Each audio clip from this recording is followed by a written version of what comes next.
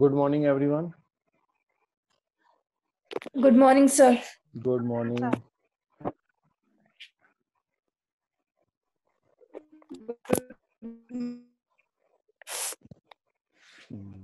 आप लोगों को थोड़ा वेट करना पड़ा एज यूजुअल वही जो मेरे प्रॉब्लम की मैंने अपने जिससे कनेक्ट किया उससे लास्ट मोमेंट पे आके बफर फिर मैंने अपने फ़ोन के हॉटस्पॉट से कनेक्ट किया है। ये जूम की सिर्फ जूम के साथ ये प्रॉब्लम मेरे साथ इधर भी हो रही है, तो जो भी है तो इसलिए थोड़ा सा टाइम लग जाता है स्विच करने में।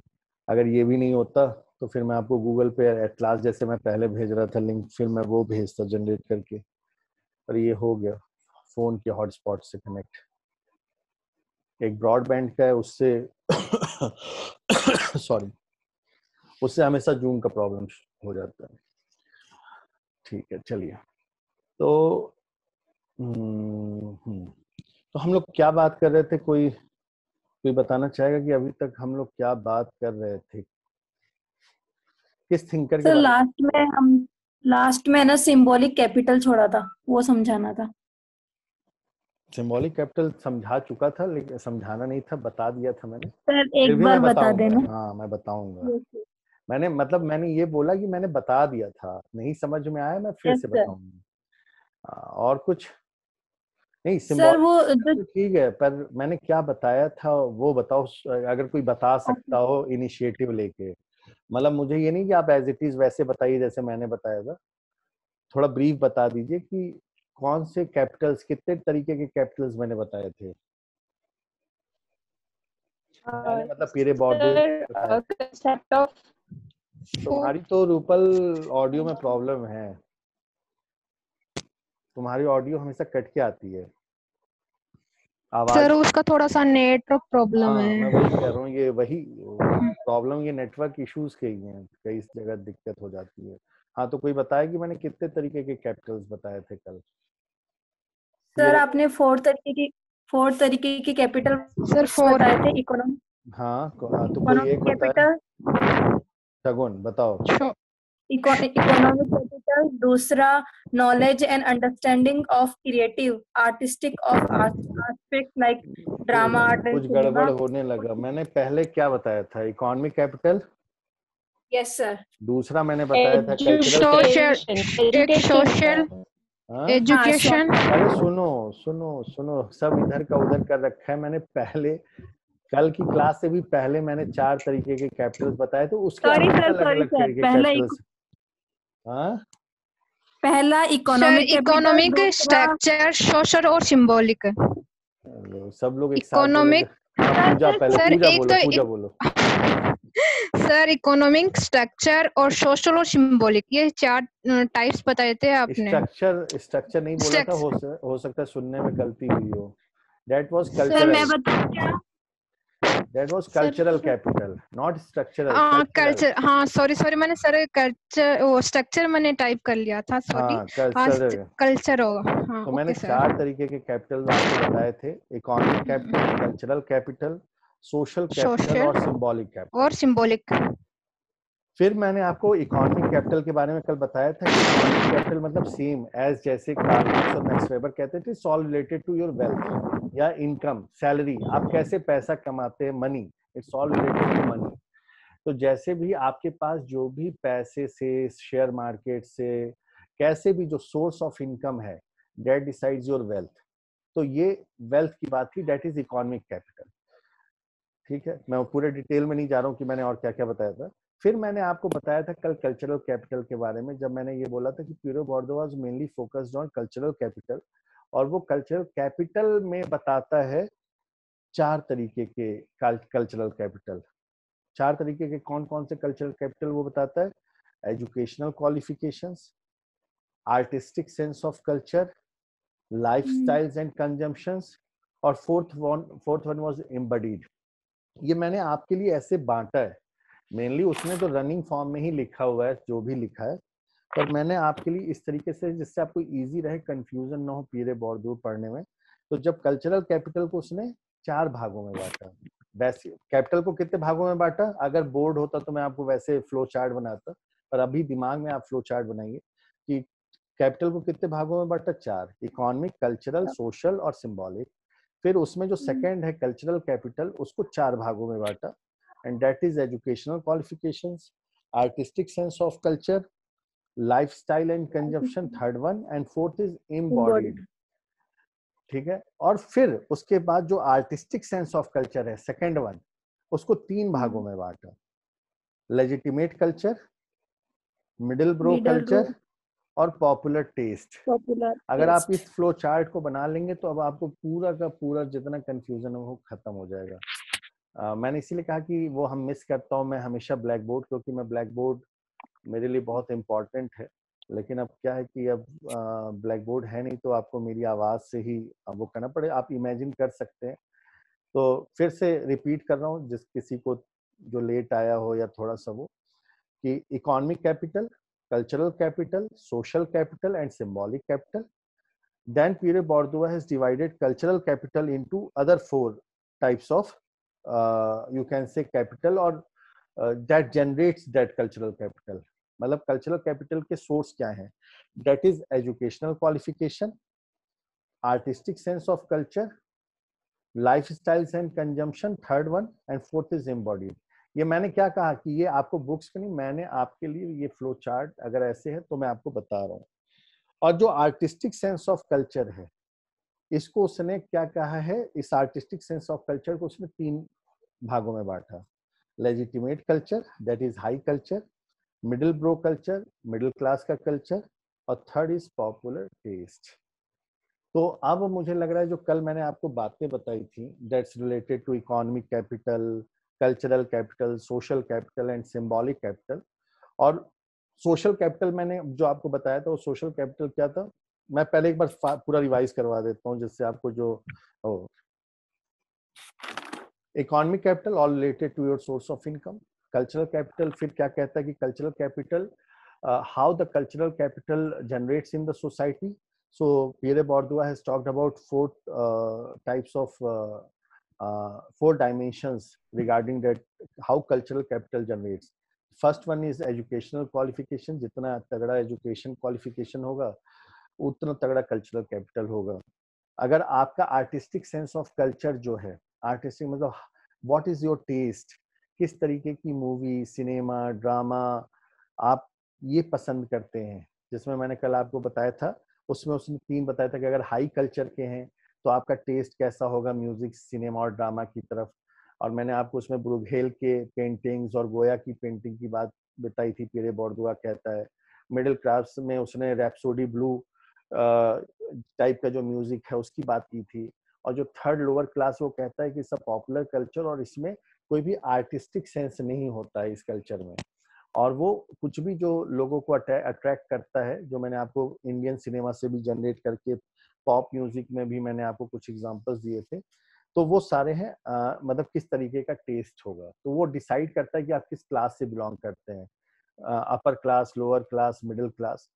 फिर मैंने आपको थर्ड जो बताया था कि लाइफस्टाइल कंजम्पशन, मतलब आपका फूड टेस्ट कैसा है. अगर कोई रिच होगा तो वो बहुत ही डेलिकेट फूड, रिफाइंड फूड और क्या कहते हैं एग्जॉटिक मीट्स, रेयर मीट्स, ऐसे चीजों को खाएगा, मतलब जो बहुत ही कॉस्टली हो, फ्रेश वेजिटेबल्स, कुछ ऐसी चीजें. और जो लोअर क्लास होंगे उन वो रॉ मीट खाते हैं, जो इजी चीपली अवेलेबल हो वैसी फूड्स खाते हैं, तो उनका टेस्ट अलग होता है. और फिर उसके बाद जो एम्बॉडीड की बातें मैंने आपको बताई थी, क्योंकि कल मैंने बहुत डिटेल में ये क्लास ली थी, तो आज मैं सिर्फ और सिर्फ आपके दिमाग में दोबारा से वो सारा रिफ्रेश कर रहा हूँ. और एम्बॉडीड का मतलब कि जो ये आपका खान पान है, how it decides your health या फिजिकल अपीयरेंस. वो कहता है ये भी बताता है कि आप किस क्लास से बिलोंग करते हैं. मतलब अगर आप किस पार्लर में जाते हैं, आपकी मूंछ कैसी है, दाढ़ी कैसा है, आपका हेयर स्टाइल कैसा है, आपका जेस्चर कैसा है खड़े होने का, बैठने का, तो it all decides from which class you belong. मतलब सब कुछ वो कहते हैं जितना भी टेस्ट, डिस्टिंक्शन, आर्टिस्टिक, सब हर क्लास का अपना अपना सेंस है. आपको मैं यही कह रहा हूँ कि हो सकता है कि आप इंडियन सोसाइटी में इन चीज़ों को आप थोड़ा मिस करें, क्योंकि फ्रेंच पर आपको यही वो होना है कि Pierre Bourdieu is talking about French society, और फ्रेंच सोसाइटी इज आप जिस सोसाइटी की बात करते हैं, क्योंकि इंडियन सोसाइटी में क्या ऐसी फेनोमिना होंगी जो फ्रेंच सोसाइटी में नहीं होंगी। हमारे लिए कस्टम ट्रेडिशंस कुछ अलग होंगे, उनके कस्टम्स ट्रेडिशंस कुछ अलग होंगे, पर मोटे तौर पे अगर आप उस थ्योरी को अप्लाई करने की कोशिश करें माइन्यूट डिफरेंसेस को हटा के, तो आप यहाँ पर भी उसको अप्लाई कर सकते हैं, और आप इस डेटा को लेके, इस थ्योरी को लेके फील्ड में जा सकते हैं, और आप देख सकते हैं कि वेदर पियरे बोर्दुआ वाज राइट और wrong in the Indian context. पर उसके लिए फील्ड में जाना पड़ेगा, उसके लिए डेटा इकट्ठा करना पड़ेगा, then you can criticise him. Without going in the field, on the basis of your opinion, you cannot refute him. Whether you can be in favor of him or against of him, it's your opinion. पर आपको अगर उसको refute करना है, criticise करना है, then you can do on the basis of empirical data.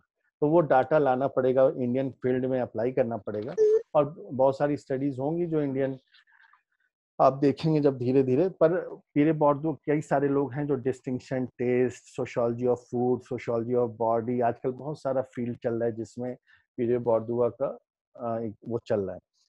फिर मैंने आपको यहाँ तक जो मैंने आपको बताया, और मैंने यह बताया था कि जो कल्चरल कैपिटल है वो भी एक जनरेशन से दूसरे जनरेशन में ट्रांसफर होता है, पर इतना स्ट्रेट फॉरवर्ड नहीं होता जैसे इकोनॉमिक वेल्थ होता है। पर हाँ, जिस क्लास में आप पैदा होते हैं, वो क्लास, वो सराउंडिंग, वो फैमिली कुछ ना कुछ इम्पैक्ट आपके ऊपर करती है। कुछ ना कुछ आप भी अपना लेते हैं, पर आपके अंदर वो कल्चर कुछ ना इतना आता है कि आप जब भी आपके उठने बैठने खाने पीने, ये सब तरीके से कोई भी बता सकता है कि from which class you belong. You belong from middle class, you belong from rich upper class, you belong from lower class. तो इट दे कैन अज्यूम आपके ये मैंने क्या कहा, जितने भी आपका सेंस है पियरे बोर्दो के हिसाब से आपकी इन सारी बातों से आपके बारे में, आपके सोशल बैकग्राउंड के बारे में बताया जा सकता है। तो ये सारी चीजें मैंने आपको कल बताई थी, और मैं ये चाहता था कि मैं आपको एजुकेशन का जो रोल है, क्योंकि एजुकेशन का रोल थोड़ा सा इम्पोर्टेंट है जो वो बात करने की कोशिश करता है। तो इसमें जाने से पहले अगर किसी का कोई क्वेश्चन है इन सारे रिलेटेड, यहाँ तक अगर कोई और प्रॉब्लम है तो मेरे मतलब अगर यहाँ मेरे लेक्चर तक प्रॉब्लम है तो वो पूछ ले। अगर आपको पीरे बोर्दो की और किसी चीज में डायमेंशन में अभी प्रॉब्लम है और मैंने अभी उसको कवर नहीं किया है, तो थोड़ा और रुकिए जब तक मैं पीरे बोर्दो पूरा कंप्लीट ना कर लूँ। तो वहां तक आपको जवाब मिल जाएगा, और नहीं मिलेगा तब हम पूरे कॉन्टेक्स्ट में क्वेश्चंस को लेंगे। पर मेरा यहाँ पे कि आपको जो अभी तक मैंने कॉन्सेप्चुअल और टेक्निकल वर्ड्स बताए, टर्म्स बताए, उसको समझने या उसको नहीं समझने में अगर कोई प्रॉब्लम है तो आप मुझसे यहाँ पूछ सकते हैं।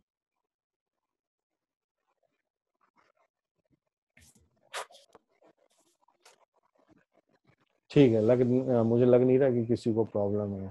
सभी लोग एकदम या तो बहुत पढ़ चुके हैं या तो फिर अभी बिल्कुल पढ़ाई। हाँ, जो पढ़ रहा है वो तो ठीक है, मैंने कहा जो पढ़ रहा है उसको क्लियर है, और जो बिल्कुल नहीं पढ़ रहा है उसको भी क्लियर है, दोनों लोगों को क्लियर है। ठीक है, अब हम चलते हैं, तब थोड़ी सी बातें आज हम जो बात करेंगे वो एजुकेशन पे बात करेंगे। How he has applied this concept of habitus and field, और ये हैबिटस और फील्ड कैसे डिसाइड करता है आपके एजुकेशन। और ये एजुकेशन में जो स्ट्रेटिफिकेशन है, या इसको सिंपल टर्म में इनइक्वालिटीज है, how this habitus and field generates this inequality in the field of education. तो जो एक मिनट, आप एक मिनट जरा होल्ड पे रहिएगा।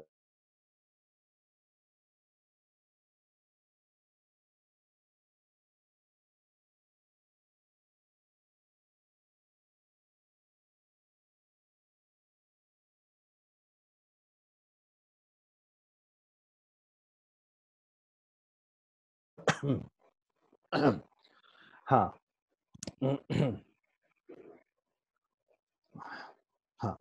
तो एजुकेशन में किस तरीके से, तो अभी आपने सारे कैपिटल्स देख लिए। मैंने क्या कहा कि आप इंटरेस्टिंग है पीरे बोर्डो, वेदर यू आर आप अगेंस्ट में हो या फेवर में हो, वो अलग बातें हैं, पर ही इज एन इंटरेस्टिंग कि कुछ उसने ऐसे पर्सपेक्टिव्स दिए, नजरिया दिया देखने का समाज को, क्योंकि आज तक कोई ऐसा थिंकर हुआ नहीं जिससे सारे सहमत हो। तो इसका मतलब कि ये तो सबसे अच्छी, पर हाँ, सबसे अच्छा स्कॉलर कौन होता है? जो ज्यादा डिबेट को जनरेट करे। अगर आप सब सहमत हो, जो हीगल की बात है डायलेक्टिक्स की, डायलेक्टिक ऑफ आइडियाज, जहां से मार्क्स ने लिया dialectic of history, historical dialectics, historical materialism, वो कॉन्सेप्ट डायलेक्टिक्स ऑफ आइडियलिज्म, जो डायलेक्टिक्स ऑफ आइडिया की बात हीगल ने की थी, और वो बहुत अच्छी बात थी और वो हर जगह लागू होगी। He always thesis generates antithesis, and then after some times that it leads to synthesis. और अगर एंटी का थीसिस का एंटी थीसिस ना हो और अगर सब लोग सहमत हो जाएं, then there will be no development of ideas.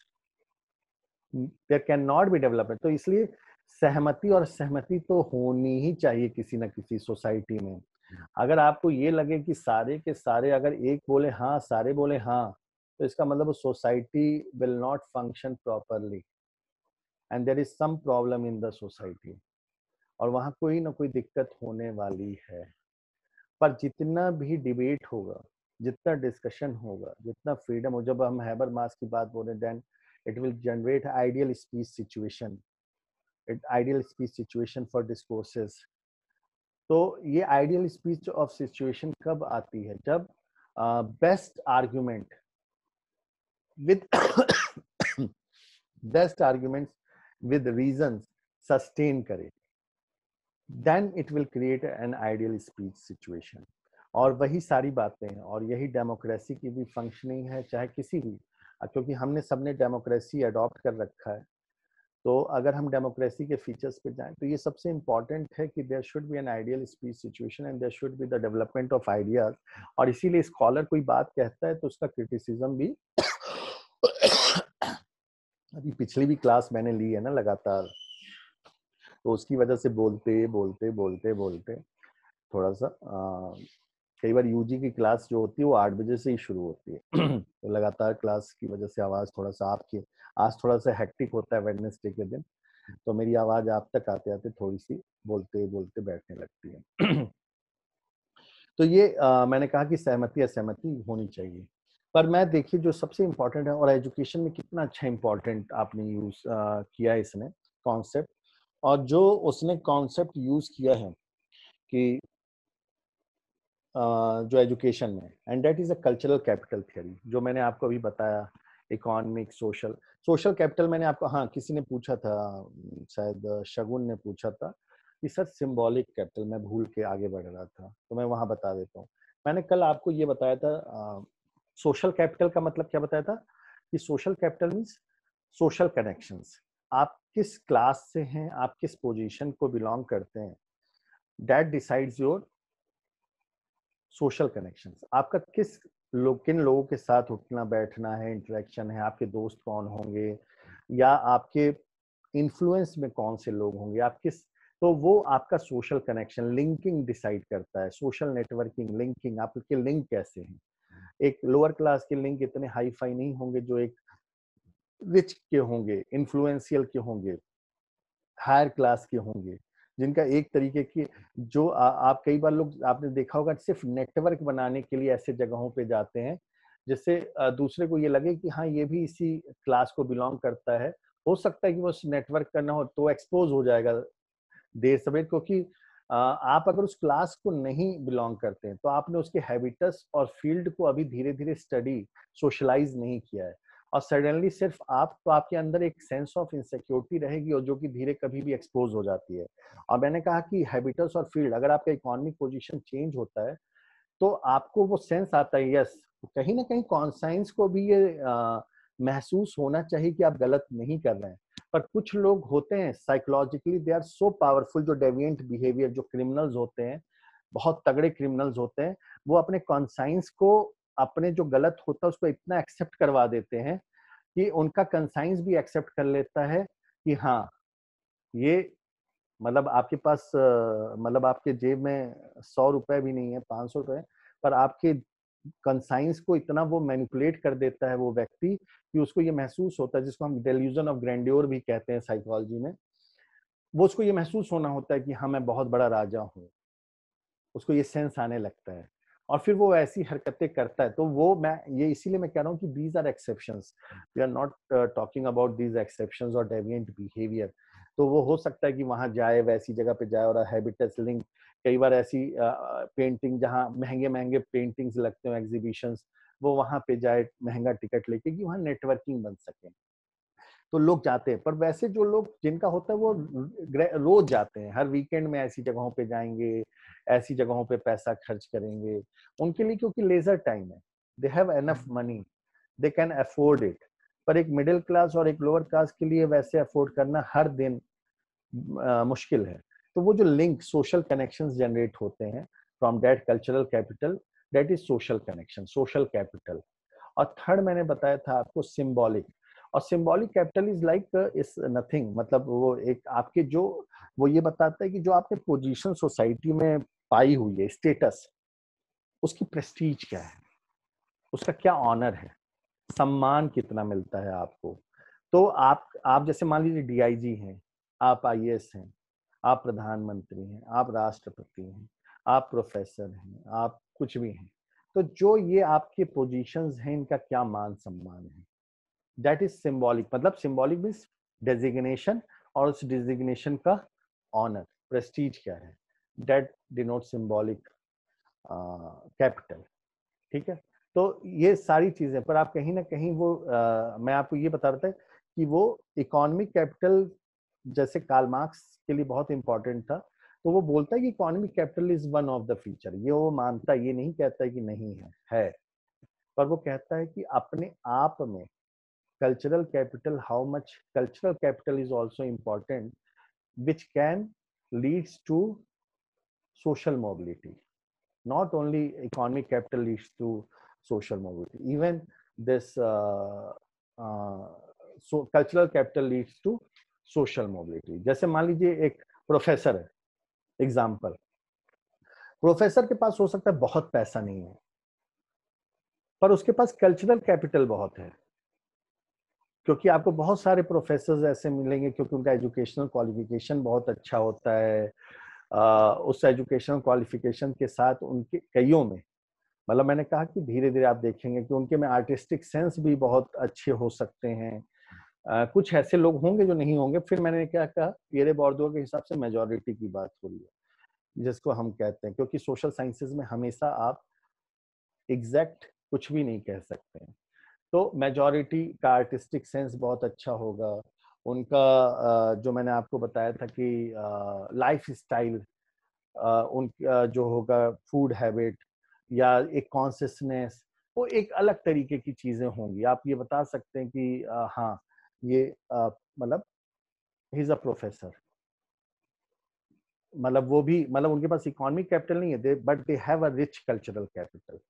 और वो रिच कल्चरल कैपिटल कैसे उनको अलग करता है सोसाइटी में, सो दैट्स अ डिफरेंट। वो कहता है कि टीचर्स के पास इकोनॉमिक कैपिटल नहीं होता है, पर कल्चरल कैपिटल, मुझे ऐसा लग रहा है क्या ये कुछ लोग आ रहे हैं जा रहे हैं ऐसा, अच्छा नहीं नहीं सॉरी, अभी कोई आया, हाँ ठीक है, कई लोग दिख नहीं रहे थे। तो वो कल्चरल कैपिटल की बात की। तो symbolic capital is the capital of your designation, position, Prestige. अब मैं थोड़ा सा इस डायलेमा में हूँ कि एजुकेशन की जो बात मैं करना चाह रहा हूँ कहीं वो बीच में रुक जाए और फिर एक हफ्ते का ब्रेक हो जाए और फिर अगले हफ्ते मुझे स्टार्ट करना पड़े। मैं थोड़ा सा इसी डायलेमा में, क्योंकि करते करते मैं थोड़ा सा आ गया, लेकिन फिर भी मैं स्टार्ट थोड़ा सा कर देता हूँ, क्योंकि थोड़ा स्टार्ट करूंगा तो आपके दिमाग में रहेगा और फिर मैं उसके बाद वाइंड अप करूंगा अपने बाकी के लेक्चर्स में। पर थोड़ा सा तो आपको बता देता हूँ। तो वो कहता है कि जो ये कल्चरल कैपिटल है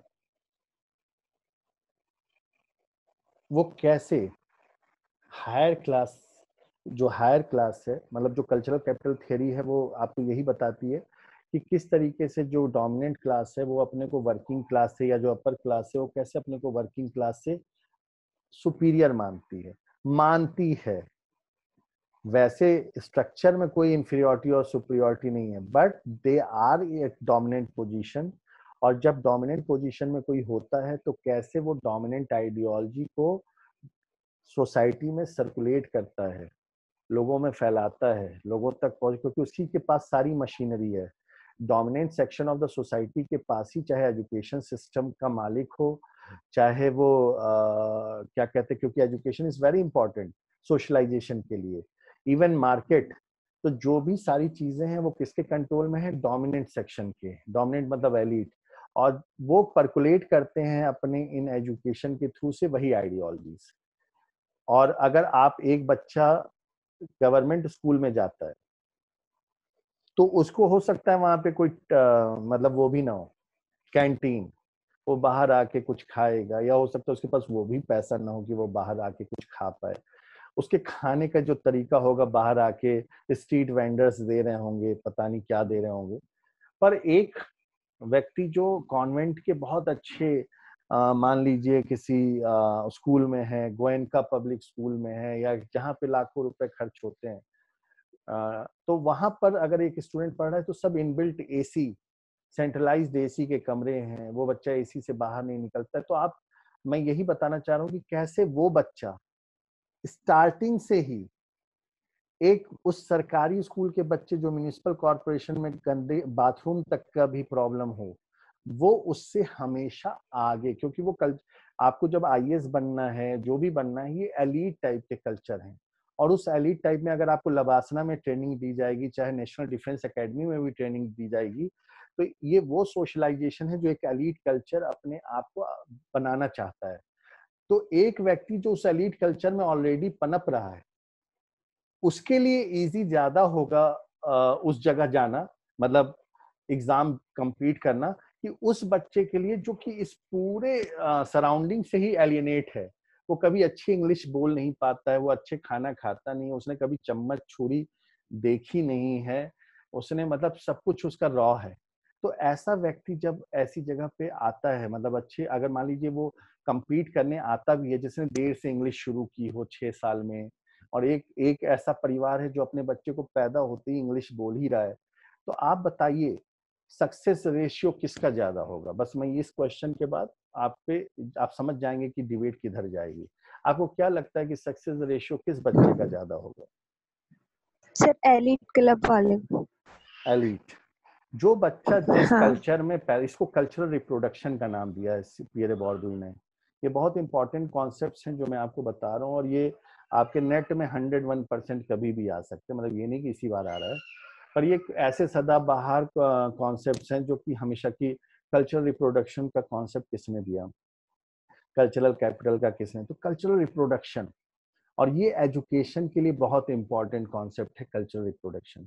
कल्चर अपने को रिप्रोड्यूस कैसे करता है, और कैसे डोमिनेंट कल्चर अपने को हावी हमेशा बनाए रखता है। तो कहते हैं ये जो एजुकेशन है, ये एजुकेशन कल्चरल रिप्रोडक्शन की वजह से एलीट टाइप का एजुकेशन है, जिसमें वो कहता है कि ये मिथ है, कुछ एक्स्ट्रा ऑर्डिनरी लोअर क्लास के बच्चे अपनी मेहनत की वजह से उस कंपटीशन में आ जाते हैं, तो लोगों को लगता है कि इक्वल डिस्ट्रीब्यूशन है, इक्वल रिसोर्सेज है, but they are highly talented. पर मेजॉरिटी जो है, वो कहता है कि जो कल्चर है वो मेजॉरिटी के लिए हिंड्रेंस है। मतलब वो हमेशा ये, जो मैं आपको बात बता रहा हूँ यार, ये वो कहता है कि कुछ बच्चे अपने हाईली टैलेंटेड, हाईली होते हैं उस लोअर क्लास में, जो कि इस एलीट में आ जाते हैं, वो आईएएस में सेलेक्ट हो जाएंगे। और मतलब फ्रेंच सोसाइटी के हिसाब से आपकी बात करूं मैं, अभी उसमें और कोई वो प्रोटेक्टिव डिस्क्रिमिनेशन और इनकी बातें नहीं कर रहा हूँ, मैं बात कर रहा हूँ अभी एक मेरिट की अगर जो बात हो, तो उसमें कहते हैं वो बच्चे हाईली उससे आके बीट करते हैं, और वो तो, पर सोसाइटी को क्या लगता है कि नहीं नहीं, इक्वल अपॉर्चुनिटी मिल रही है, तभी तो देखो वो गरीब रिक्शे वाले का बच्चा भी आ गया, उसका बच्चा। पर वो कहता है ऐसे बच्चे वो हाईली खुद ही टैलेंटेड है, पियरे बॉर्डुआ कहता है। और कहता है कि पर बहुत सारे बच्चे इस कल्चरली जो उनको हिंड्रेंस होती है, बैरियर्स होते हैं, वो पहले एक्सक्लूड हो जाते हैं, वो आईएएस तक का तो सपना ही नहीं देख पाते हैं।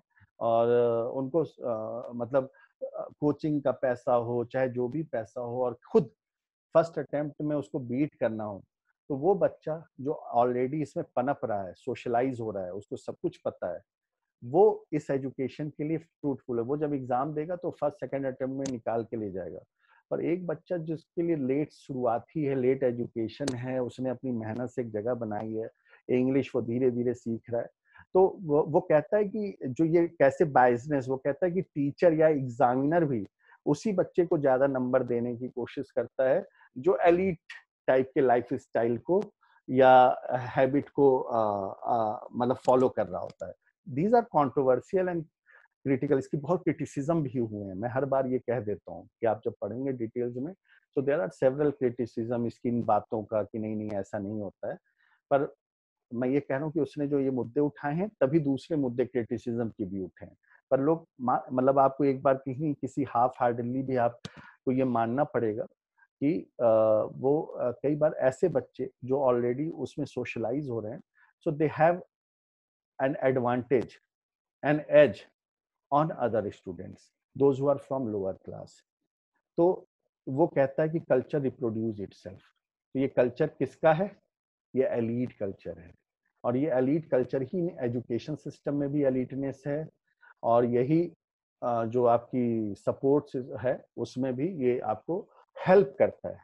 ठीक है, अब इन्हीं बातों के बाद जो हम कई बार रिजर्वेशन और प्रोटेक्टिव डिस्क्रिमिनेशन की बात करते हैं, तो इसी कल्चरल रिप्रोडक्शन को अगर आप समझना शुरू करेंगे तो आप देखेंगे कि क्यों कॉन्स्टिट्यूशन में रिजर्वेशन या प्रोटेक्टिव डिस्क्रिमिनेशन की पॉलिसी रखी गई। क्योंकि इसी पीरे बॉर्डुआ की क्या कॉन्सेप्ट में कि एक अहेड हमेशा रहेगा, तो एज को खत्म करने के लिए, एक equal starting level playing field बनाने के लिए रिजर्वेशन या प्रोटेक्टिव डिस्क्रिमिनेशन जैसा कॉन्सेप्ट कॉन्स्टिट्यूशन में डाला गया, जिससे कि किसी को बाय बर्थ या किसी चीज को ऐसा एडवांटेज ना हो, तो जिससे हम इसको भी रखेंगे। और रिजर्वेशन या प्रोटेक्टिव डिस्क्रिमिनेशन से वो तबका जो मार्जिनलाइज्ड रहा है हमेशा से, वो भी उस कल्चर में आके एलीट कल्चर में शामिल हो, और वो भी अपने बच्चों को ग्रेजुअली धीरे धीरे धीरे धीरे उस कल्चरल कैपिटल में शामिल कर सके। मतलब अगर पीरेक बुर्दौर को अप्लाई कर रहे हैं तो अगर आप उस कॉन्टेक्स्ट में इसको समझने की कोशिश करते हैं तो there are other things also for this protective discrimination. और ये जॉन रॉल्स की बात करें और अगर आप सारी बातें करनी शुरू करेंगे तो अलग डायमेंशंस भी हैं, पर कल्चरल कैपिटल का आप समझें तो ये उस तबके में भी एक क्या कहते हैं कि वो वर्ग तैयार करना जो उस सिस्टम में आए जहाँ पे उनका पहुंचना मुश्किल है, और वो भी अपना कल्चरल कैपिटल तैयार करे कि उस लोअर क्लास के धीरे धीरे वो भी अपर क्लास। लेकिन कहीं ना कहीं ये पूरा जो पीरे बॉर्डुआ का लास्ट में समझेंगे तो हमेशा ये डोमिनेंट हेजेमनी है, मतलब सबको उसी रंग में लेके आना है एलीट क्लास में। सबका रेफरेंस ग्रुप क्या है? वो एलीट बनना, अपर क्लास की तरफ चलना।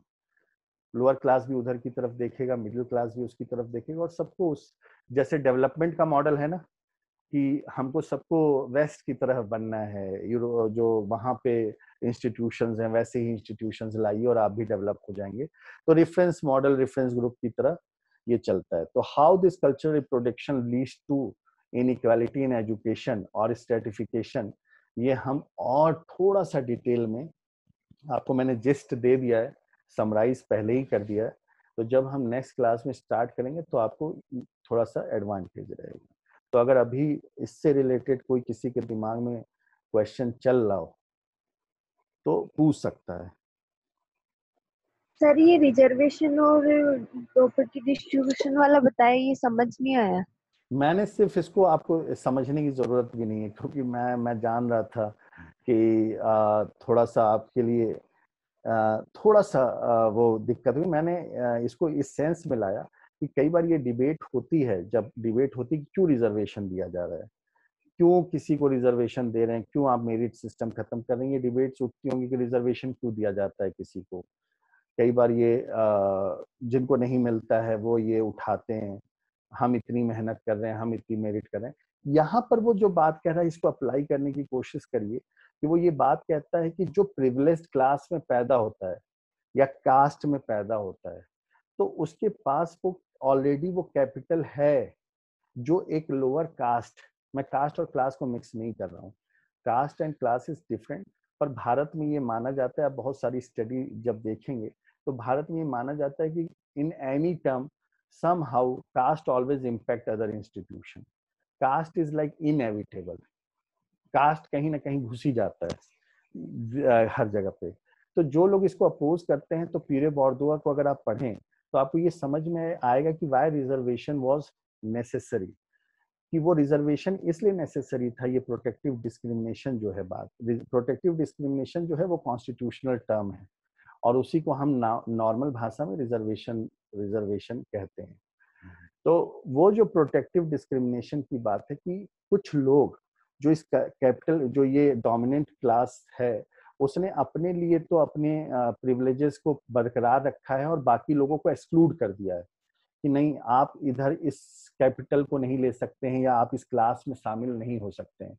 और हमेशा ये क्लोज का एक्सक्लूजनरी बिहेवियर रहता है। जब मोनोपोली पैराडाइम आप पढ़ेंगे, मोनोपोली पैराडाइम में, तो कुछ लोग होते हैं जो मोनोपोली बना लेते हैं उस किसी रिसोर्सेज या प्रिविलेजेस पे और ये कोशिश करते हैं कि बाकी लोग उसमें ना आ पाए।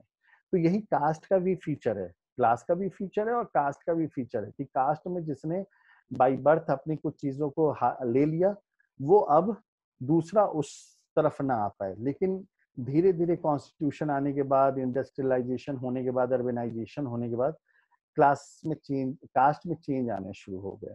तो उसकी डिबेट हम नहीं कर रहे हैं, पर मैं ये बात कर रहा हूँ कि जैसे अगर कोई लोअर कास्ट में है तो लोअर कास्ट आप देखिए कि वो इंग्लिश कब बोलना शुरू करेगा। मतलब अगर बहुत कोई पिछड़ा है, मैं डोमिनेंट कास्ट की बात नहीं कर रहा हूँ, इवन लोअर कास्ट में भी आज कई ऐसे कास्ट हैं जो डोमिनेंट कास्ट बन चुके हैं।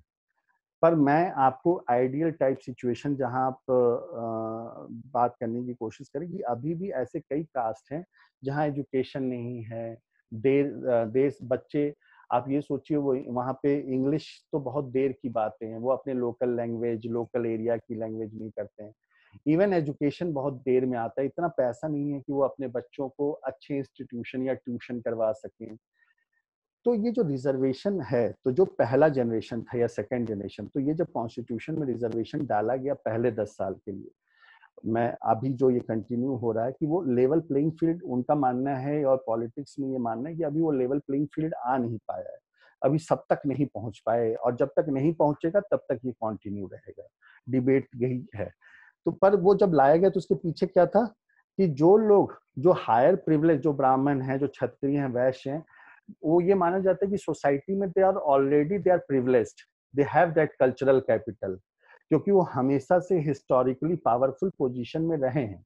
So they have that cultural reproduction, और वो जो भी, क्योंकि वो हमेशा